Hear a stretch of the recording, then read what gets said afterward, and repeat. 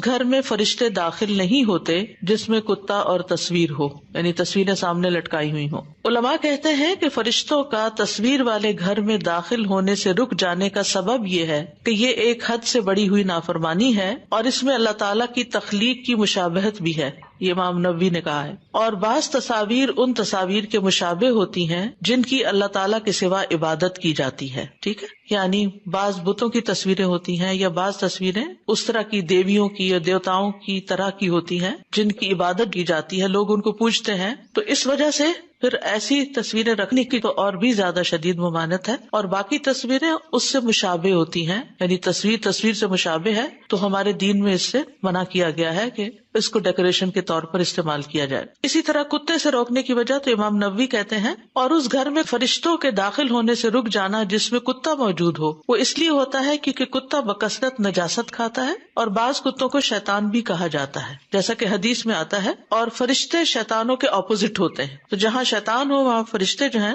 وہ نہیں آنا چاہتے۔ اور اس لیے بھی کہ کتے کی بدبو بہت زیادہ گندی ہوتی ہے، تو گندی بدبو کی جگہ پر جیسے آپ کو معلوم ہے کہ مسجد میں لہسن پیاز وغیرہ کھا کے آنے سے منع کیا گیا ہے کیونکہ فرشتے جو ہیں ان کو اذیت ہوتی ہے، معلوم ہے نا یہ حدیث سب کو، ٹھیک، فرشتوں کو اذیت ہوتی۔ اسی طرح ایسے کپڑے پہن کے آ جانا، اور ماشاءاللہ آپ سب لوگ مسجد میں بیٹھتے ہیں تو آپ لوگ بھی اس بات کا بہت خیال رکھیں کہ اگر آپ کو 2-3 دن ہو گئے نہائے ہوئے اور کپڑوں سے اسمیل آ رہی ہے تو اس حالت میں پھر یہاں نہ آئے، کیونکہ فرشتے جو ہیں ان کو اذیت پہنچتی، علم کی مجلسوں کو بھی فرشتے ڈھانپتے ہیں تو پھر وہ پرے ہوتے ہیں۔ اور اپنی ذاتی زندگی میں بھی خصوصاً خواتین جب پیریڈز وغیرہ ہوتے ہیں تو کپڑوں کی پرواہ نہیں کرتی ہیں، اپنی صفائی کا لحاظ نہیں رکھتی ہیں، اپنے انڈر آرمز انڈر لیگز بالوں کی صفائی وقت پر نہیں کرتی، جس کی وجہ سے پسینہ ساتھ شامل ہو جاتا ہے اور وہ گندی اسمیل آنے لگتی ہے انسان سے۔ تو ان چیزوں سے فرشتے جو ہیں وہ اذیت محسوس کرتے ہیں، تو کتے کی بھی جو نجاست ہے یا کتے کی بھی جو نیچر ہے اس کے اندر گندگی ہوتی ہے، اور فرشتے بری بدبو کو ناپسند کرتے ہیں، اس لیے بھی گھر کے اندر کتا رکھنا منع ہے۔ تو یہ ایک طرح سے سزا ہے کہ جس گھر کے اندر کتا ہوگا وہاں رحمت کے فرشتے داخل ہونے سے رک جائیں گے، اور ایسا شخص فرشتوں کے اس گھر میں داخل ہونے، فرشتوں کی دعاؤں اور فرشتوں کے اس کے لیے استغفار کرنے سے محروم ہو جاتا ہے، فرشتوں کی دعاؤں سے محروم ہو جاتا ہے، اور پھر فرشتے اس گھر کو بابرکت نہیں بناتے، یعنی فرشتوں کی وجہ سے گھر میں ایک برکت ہوتی ہے تو وہ گھر برکت سے محروم ہو جاتا ہے۔ اور جب فرشتے اس گھر میں داخل نہیں ہوتے تو وہ اس گھر سے شیاطین کی تکالیف کو بھی دور نہیں کرتے، پھر شیطان حاوی ہو جاتے ہیں، پھر شیطانوں کے اٹیک ہوتے ہیں اور طرح طرح کی بیماریاں بھی پیدا کرتے ہیں، ڈپریشن پیدا کرتے ہیں، اور جیسے جنات کے حملے ہوتے ہیں، گھر میں لڑائیاں جھگڑے فساد، آپس میں ہسبینڈ وائف کی نہیں بنتی، بچوں کے ساتھ نہیں بنتی، گھر میں ایک مستقل بے چینی ہے۔ تو اس کے پیچھے ایک ریزن یہ بھی ہو سکتی ہے کہ آپ کے گھر میں فرشتوں کی آمد و رفت منع ہے کسی بھی ایسی وجہ سے جس کا یہاں ذکر کیا گیا۔ ہاں یاد رکھیے جہاں تک ان فرشتوں کا تعلق ہے جو اپنی ڈیوٹی پر ہوتے ہیں، جو رحمت کے فرشتے نہیں، دوسری آن ڈیوٹی فرشتے جیسے کرامن کاتبین ہیں، وہ موجود ہوتے ہیں، لیکن ظاہر ہے کہ وہ بھی خوش تو نہیں ہوتے ہوں گے نا۔ یعنی آپ دیکھیے ہم نے اگر اسمیل والا لباس پہنا ہوا ہے، گندا لباس پہنا ہوا ہے، تو جو ہمارے کندھوں پہ فرشتے ہیں ان کو کتنی تکلیف ہوگی۔ کسی گندے بندے کے پاس کوئی دوسرا بیٹھ جائے تو کلاس میں یا ویسے یا جس کے منہ سے اسمیل آ رہی ہو تو کتنی اذیت ہوتی ہے، انسان کی کنسنٹریشن ہی ختم ہو کے رہ جاتی۔ تو اس سے پھر کندھوں والے فرشتوں کو بھی کندھے پہ بیٹھتے ہیں جہاں بھی اللہ جانتا ہے، تو بچپن سے چونکہ ایک بات کہی گئی تو وہ ذہن میں ایسی بیٹھی ہوئی ہے کہ ابھی تک کرامن کاتبین اور کندھے ساتھ ساتھ آتے ہیں۔ تو دائیں اور بائیں کی بات ہے بیسیکلی، یعنی دونوں طرف ہوتے ہیں۔ دوسرا یہ ہے کہ جیسے روح نکالنے والے فرشتے ہیں، وہ بھی اگر کسی کی جان نکالنی ہو تو اینما تکونوا یدرککم الموت، وہ فرشتے اس لیے نہیں رک جائیں گے کہ ان کے گھر میں تصویر ہے یا کتا ہے، لیکن یاد رکھیے کہ اس وقت بھی پھر رحمت کے فرشتے اندر نہیں آئیں گے جان لینے کے لیے۔ تو اس لیے اگر آپ کسی ہاسپٹل میں بھی ہوں، بعض اوقات کھانے پینے کی چیزوں یا اس کے اوپر بھی تصویریں بنی ہوئی ہوتی ہیں، میگزینز بڑے ہوتے ہیں، ایسی سب چیزوں کو یا ڈھانپ دینا چاہیے، ریموو کر دینا چاہیے وہاں سے۔ تو بہرحال اس حدیث سے پتہ چلتا ہے کہ گھروں میں تصاویر اور کتا رکھنے کی ممانعت ہے، اور اس کی دلیل ایک اور حدیث سے بھی پتہ چلتی ہے جس میں جبریل علیہ السلام ایک مرتبہ حضور صلی اللہ علیہ وسلم کے پاس آنے والے تھے لیکن وہ نہیں آئے۔ سنن نبی داؤد کی روایت ہے، ابو ہریرہ کہتے ہیں کہ رسول اللہ صلی اللہ علیہ وسلم نے فرمایا، جبرائیل علیہ السلام میرے پاس آئے اور مجھے کہا، میں گزشتہ رات آپ کے ہاں آیا تھا، مگر اندر آنے سے میرے لیے یہ امر مانے تھا کہ آپ کے گھر کے دروازے پر تصویریں تھیں اور گھر میں تصویروں والا پردہ تھا، اور گھر میں کتا بھی تھا. چنانچہ آپ گھر میں تصویر کے متعلق حکم دیجئے کہ اس کا سر کاٹ دیا جائے. اگر کوئی چیز ایسی ہے بھی تو آنکھوں اور اس کے منہ کے اوپر یعنی کہ کچھ مل دیا جائے. بعض اوقات مجبوری ہوتی ہے نا کہ کوئی ایسا کپڑا ہوتا ہے یا کوئی چیز ہوتی ہے جو لٹکی بھی ہے, یا آپ نے پہلے سے کوئی بہت زبردست پینٹنگ خریدی ہوئی ہے اور بہت قیمتی بھی ہے, آپ اس کو پھینک بھی نہیں سکتے, کسی کو بھی نہیں دے سکتے, تو پھر آپ کیا کریں کہ جہاں تصویر ہے بس اس تصویر کے چہرے کو کاٹ دیں. یعنی کاٹنے سے مراد کے اوپر کچھ پھیر دیں. تو کہا کہ اس کا سر کاٹ دیا جائے اور درخت کی مانند ہو جائے. اور پردے کے متعلق حکم فرمائے کہ اسے کاٹ کر 2 تکیے بنائے جائیں جو پھینکے جائیں اور پاؤں سے روندے جائیں. یعنی لٹکائی نہ جائے تصویر, بلکہ اگر اس کی بے ادبی ہو رہی ہے تو پھر بھی خیر ہے. یعنی جیسے بچوں کا وہ بیڈنگ وغیرہ جو ہوتی ہے تو اس کے اوپر پیشاب بھی کر دیتے ہیں, یا ویسے بھی وہ نیچے آ رہے ہیں, پھر بھی احتیاط یہی ہے کہ اس میں ایسے کارٹونز اور پکچرز نہ ہوں. بچوں کو نیچر سے, جیسے سینریز وغیرہ ہیں, پھول ہیں اور درخت ہیں, ایسی چیزوں سے زیادہ مانوس کرے. اور کتے کے متعلق فرمائیے کہ اسے نکال باہر کیا جائے. چنانچہ رسول اللہ صلی اللہ علیہ وسلم نے ایسا ہی کیا. صحیح مسلم کی روایت میں آتا ہے, جبریل علیہ السلام نے رسول اللہ صلی اللہ علیہ وسلم سے وعدہ کیا کہ وہ ایک خاص گھڑی میں ان کے پاس آئیں گے. چنانچہ وہ گھڑی آ گئی, لیکن جبریل علیہ السلام نہ آئے. اس وقت آپ کے ہاتھ میں ایک عصا تھا.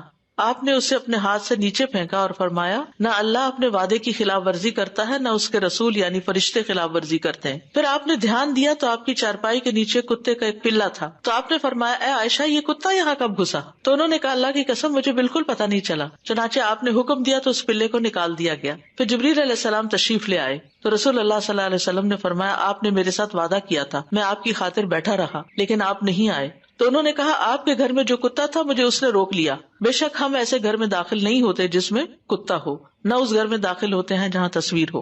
اور جہاں تک کتا رکھنے کا تعلق ہے تو صرف یہ نہیں کہ فرشتے نہیں آتے, بلکہ اور نقصان بھی ہیں. کتا رکھنے سے نیکیوں کے 2 قرات کم ہو جاتے ہیں.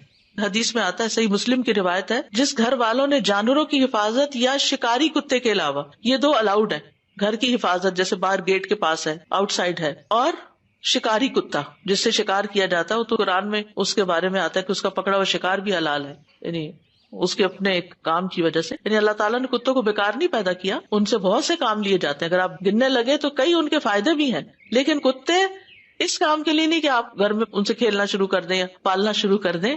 وہ جن کاموں کے لیے اللہ نے بنائے ہیں وہی کام ان سے لیے جائیں. فرمایا, جس گھر والوں نے جانوروں کی حفاظت یا شکاری کتے کے علاوہ کتا رکھا تو ان کے عمل سے ہر دن 2 قرات کم ہوتا ہے, 2 پہاڑوں کے برابر نیکیاں مائنس ہو جاتی ہیں. تو شکار یا کھیتی باڑی کی حفاظت یا گھر کی حفاظت کے لیے باہر کی طرف کتا رکھنے کی اجازت ہے, اسے گھر سے باہر باندھا جائے. اور اسی طرح یعنی کہ کالا کتا جو ہے وہ خاص طور پر شیطان ہوتا ہے, تو اس کو اوائڈ کیا جائے. پردے پہ تصویر نہ ہو, پردے سے گدے سی لیے جائیں, کیونکہ گدا نیچے بچھانے کے کام آتا ہے اور پھر اس کے اوپر کپڑا مزید بھی بچھ جاتا ہے تو وہ کور ہو جاتا ہے. تو جو چیز کور ہو جائے, اخبار, رسالے, کتابیں, کئی چیزیں ہیں. لیکن مجھے یہ سمجھ نہیں آتی کہ ہم فون کے ڈسپلے پر کیوں تصویر لگاتے ہیں بچوں کی یا کسی کی. اس سے کیا نقصان ہوتا ہے کہ بعض اوقات رات کو آپ کا الارم بجتا ہے تو ساتھ فرشتوں کے حاضر ہونے کے وقت آپ کی تصویر سامنے آ جاتی ہے. یا پھر افسوس سے کہنا پڑتا ہے کہ بعض قراءات اتنی مؤثر ہوتی ہیں, لیکن اگر آپ یوٹیوب پر ان کو پلے کریں تو اوپر ان کی تصویر آ رہی ہوتی ہے. تو میں تو پھر کبھی ٹیشو پیپر اوپر رکھ دیتی ہوں فون کے یا کچھ, کہ کم از کم اگر تلاوت لگی ہوئی اور میں اس کو سن رہی ہوں تو فرشتے تو حاضر ہوں. سنن نبی داؤد کی روایت میں آتا ہے, رسول اللہ صلی اللہ علیہ وسلم نے فرمایا, ہر نشہ آور چیز حرام ہے. جس چیز کا فرق نشہ آور ہو تو اس کا ایک چلو بھی حرام ہے. فرق یعنی بڑی کوانٹٹی تو اس کا چھوٹا حصہ بھی. 3 سا وزن جس میں آتا ہے وہ فرق کہلاتا ہے. اسی طرح انرجی کے لیے, طاقت حاصل کرنے کے لیے بھی نشہ دلانے والی چیزیں حرام ہیں. دیلم ہمیری رضی اللہ عنہ روایت کرتے ہیں, میں نے رسول اللہ صلی اللہ علیہ وسلم سے سوال کیا اور کہا, اے اللہ کے رسول, بے شک ہم سرد علاقے کے لوگ ہیں, ٹھنڈے علاقوں میں رہتے ہیں, ہمیں پرمشقت کام کرنا پڑتا ہے. ہم اس گندم سے ایک مشروب بناتے ہیں جس سے اپنے کام میں طاقت حاصل کرتے ہیں اور اپنے علاقے کی سردی کا دفاع کرتے ہیں. آپ نے فرمایا, کیا یہ مشروب نشہ دیتا ہے؟ میں نے کہا, جی ہاں. آپ نے فرمایا, تو اس سے بچو. میں نے عرض کیا کہ لوگ تو اسے نہیں چھوڑیں گے. آپ نے فرمایا, اگر وہ نہ چھوڑے تو اس پر ان سے قتال کرو. یعنی پھر ظاہر ہے کہ یہ اللہ کے دین کے خلاف بات جاتی ہے. پھر اسی طرح یہ کہ شراب کی کئی قسمیں ہوتی ہیں, تو ہر قسم جس میں نشہ ہو وہ حرام ہے. عمر رضی اللہ عنہ کہتے ہیں کہ جب شراب کی حرمت نازل ہوئی تو اس وقت یہ 5 چیزوں سے تیار ہوتی تھی: انگور, کھجور, شہد, گندم اور جو سے. اور شراب یعنی خمر سے مراد ہر وہ چیز ہے جو عقل پہ پردہ ڈال دے، عقل کو چھیڑ دے. اسی طرح شراب سے سرکہ بنانے کی حرمت ہے، یعنی سرکہ ویسے اپنے طریقے سے بنایا جائے لیکن شراب سے نہیں. انس رضی اللہ عنہ کہتے ہیں، صحیح مسلم کی روایت ہے کہ نبی صلی اللہ علیہ وسلم سے شراب کو سرکہ بنانے کے بارے میں سوال کیا گیا تو آپ نے فرمایا نہیں. اسی طرح شراب سے علاج کرنے کی بھی حرمت ہے. آپ نے فرمایا کہ یہ دوا نہیں بلکہ دا ہے. دا کا مطلب بیماری ہے. شراب جو ہے اس سے متعلق بہت سخت وعیدیں آئی ہیں ہمارے دین میں.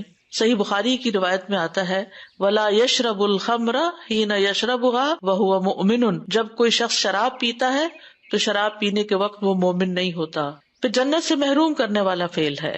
نبی صلی اللہ علیہ وسلم نے فرمایا شراب کا عادی جنت میں داخل نہیں ہوگا. اس کو ام الفواحش اور اکبر الکبائر کہا گیا. نبی صلی اللہ علیہ وسلم نے فرمایا شراب بے حیائیوں کی جڑ ہے اور سب سے بڑا کبیرہ گناہ ہے. جو اس کو پیے گا وہ اپنی ماں، اپنی خالہ، اپنی پھپھی سے زنا کر بیٹھے گا. پھر ہر طرح سے ملعون فعل ہے.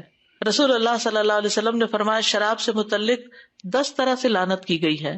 خود شراب کی ذات پر، اس کو نچوڑنے والے پر، نچڑوانے والے پر یعنی جو آرڈر کرے، اس کے بیچنے والے پر، اس کے خریدنے والے پر، اس کے اٹھانے والے پر، جس کے پاس لے جائی جائے اس پر، اس کی قیمت کھانے والے پر، اسے پینے والے پر، اس کے پلانے والے پر. اسی طرح ایک اور حدیث میں شراب کو ہر شر کی کنجی بتایا گیا، یعنی اس سے ایک نہیں بے شمار خرابیاں پھوٹتی ہیں.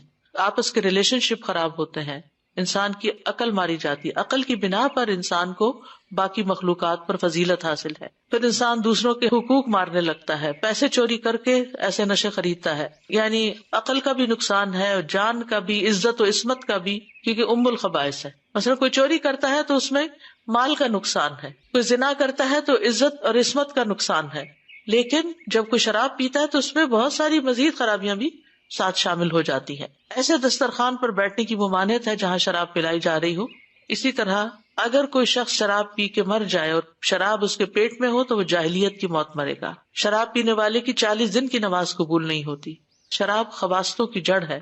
جو دنیا میں شراب پیے گا اسے جہنمیوں کی پیپ پلائی جائے گی. قیامت سے پہلے سود، زنا اور شراب عام ہو جائے گی.